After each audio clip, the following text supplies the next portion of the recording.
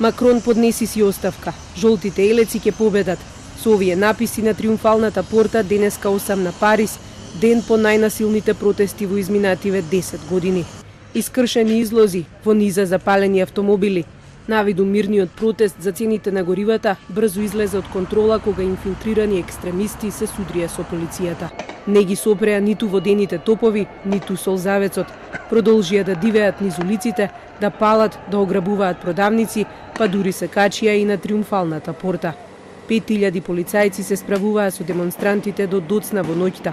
Колку и да ги поддржуваат жолтите елеци, парижани утринава вознемирени од она на што личи градот на светлината. Franchement, c'était une manifestation justifiée, les Gilets jaunes. Mais alors là, avec tous ces débordements, l'ampleur des dégâts, moi je suis dégoûtée. Ah oui, franchement, traumatisée même. Et je soutiens les Gilets jaunes, mais chez nous c'est pacifique. Et bien ouais, quand je suis bloqué dans les embouteillages, je prends mon mal en patience parce que je me dis c'est positif. Mais là, ce qu'ils font, ça n'a rien de positif et au contraire, ça nuit au mouvement.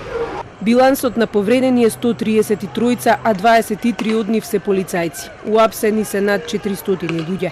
Председателот Макрон реагираше уште синоќа од самитот G20 во Аргентина.